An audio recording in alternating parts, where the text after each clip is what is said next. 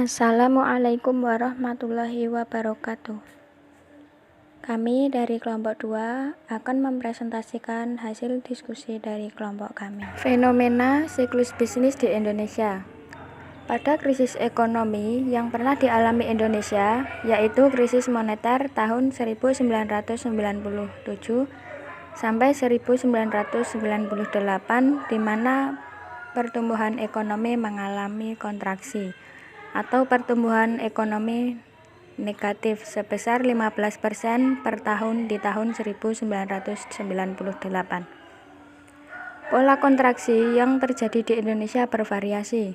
Pada tahun 1982 sampai 1987, kontraksi ekonomi tidak begitu dalam, namun terjadi dalam jangka waktu yang cukup lama. Pada tahun 1997 sampai 1999, kontraksi ekonomi sangat dalam, namun terjadi dalam rentang waktu yang relatif lebih singkat. Dari tahun 2012 hingga sekarang, ekonomi mengalami kontraksi, di mana kontraksinya tidak begitu dalam, namun terjadi dalam rentang waktu yang relatif lama.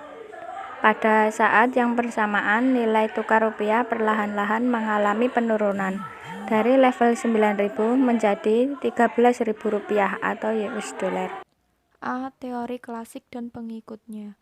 Pada pengelolaan siklus bisnis, kaum klasik berpendapat bahwa kebijakan moneter lebih efektif mempengaruhi aktivitas ekonomi, terutama untuk pengendalian inflasi.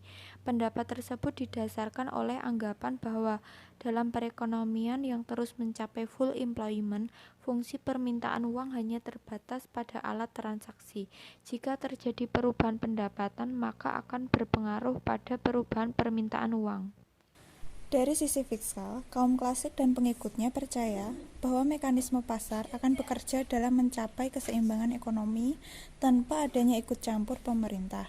Kebijakan fiskal hanya akan menimbulkan crowding out, yaitu kenaikan pengeluaran pemerintah yang mendorong tingkat bunga naik, sehingga menghambat investasi swasta yang berpengaruh pada permintaan agregat tidak bertambah dan output tidak mengalami peningkatan. Selain itu, pengeluaran pemerintah tanpa adanya penambahan jumlah uang beredar dari sisi moneter tidak akan menambah permintaan agregat. Teori Keynes dan pengikutnya. Keynes berpendapat tentang keharusannya adanya peran pemerintah dalam perekonomian. Menurutnya, siklus bisnis pasti akan terjadi dalam perekonomian. Namun, siklus bisnis ini dapat diminimalkan dengan adanya intervensi pemerintah. Keynes berpendapat bahwa kebijakan fiskal yang ekspansif atau dengan menambah defisit anggaran dengan cara pembiayaan apapun hasilnya akan tetap ekspansif. Keynes juga menekankan adanya tambahan motif permintaan uang, yaitu motif memegang uang untuk berspekulasi.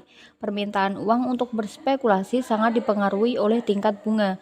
Tingkat bunga kemudian juga mempengaruhi investasi pada umumnya.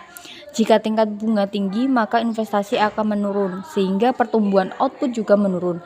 Begitu juga sebaliknya, jika ingin menstimulus perekonomian, dapat dengan cara menurunkan tingkat bunga. Dalam perkembangannya, teori Keynes memiliki pengikut yang disebut dengan teori permintaan uang setelah Keynes, di mana pengikut aliran ini disebut dengan kaum fiskalis.